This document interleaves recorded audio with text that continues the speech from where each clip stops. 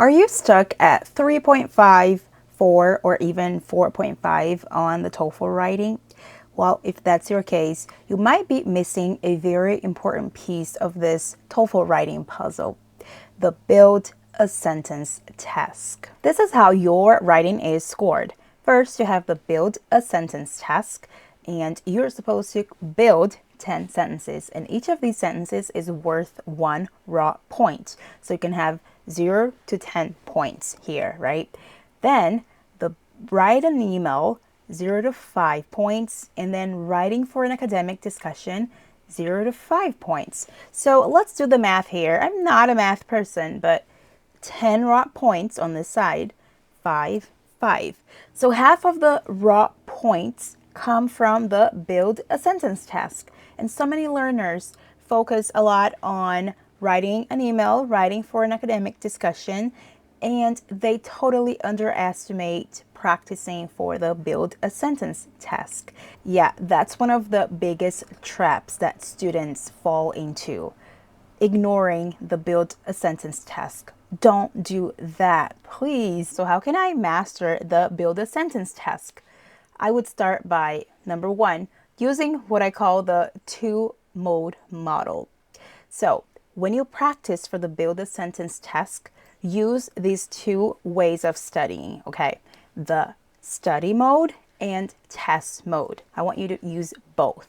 The study mode is when you sit down, notice patterns, you focus on improving your skills, your sentence recognition skills. That's when you understand the different patterns, sentence patterns of the English language. You write down rules, you reflect. That works because that's when you gain strength. Think about when you're working out, you're doing strength and resistance training. You don't rush through that, right?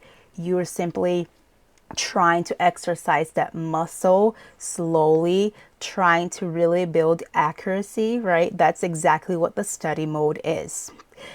On the other hand, the test mode, that's when you don't really take any notes, you time yourself, you actually practice as if you were taking the test. Basically, you practice under real TOEFL conditions, because here's the thing, if you don't time yourself, you don't practice timing yourself under time constraints, you're not going to be able to perform well, because you need to get used to doing things under pressure.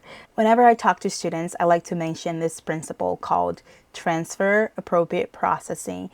It's a fancy way of saying that the way you learn and practice, if it matches the conditions in which you'll be tested, your brain will work better. It'll operate better because you're going to be used to that kind of situation, that kind of setting. So basically, if you never find yourself under realistic TOEFL conditions, chances are you won't be able to work under pressure, and unfortunately, that's going to hurt your score. Even if your English syntax knowledge is very deep, if you don't time yourself, if you're not used to practicing under pressure, you won't be able to complete all or build all 10 sentences. This is exactly what happened to me when I took my very first mock test. Basically, I didn't manage my time well, and I remember I missed 5 questions. Of course, if you miss 5 questions, that's already not half. I told you I'm not a math person. That's a fourth of your score that's being hurt, that's been destroyed. That's a lot. Think of a pizza, 4 parts, and then that one piece, it's just taken away. So really make sure to practice the build a sentence. I believe many students think that when they sit down to practice for the build a sentence task, they think they're wasting their time. But the truth is they're not. As we've discussed, the build a sentence accounts for a big chunk of your score. The other thing is there is a concept in language assessment called the Washback Effect. And it refers simply, let's simplify this, it refers to the direct impact a test can have on learners. So usually this can be positive in the sense of building skills, helping learners strengthen a skill. So when you're studying for the TOEFL in general, your English is getting better as well, even if you don't notice it. But this is because you're practicing your English too. You are immersing yourself in the language. You are practicing day in and day out. And so when you sit down and learn the different sentence patterns, different sentence structures, you're actually teaching yourself more about the English language. And that will consequently help you with the write an email and write for an academic discussion as well. That will improve your accuracy most likely. So the bottom line is you're not wasting your time.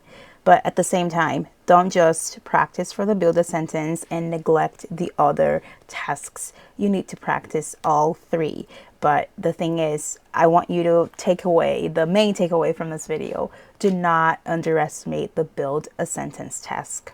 And this is why I've created a guide for you with all my tips and tricks and everything that I've talked about in this video and different English sentence structures, patterns. It's all in this guide that you can download. It's going to be in my Google Classroom. So there's a link in the description below that you can join Google Classroom.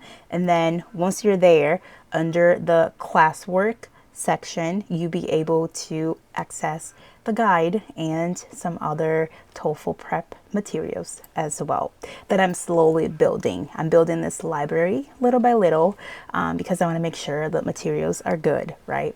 So let me know if this video was helpful, and also let me know when you're taking your test. Leave this in the comments, okay? I'll see you in the next video.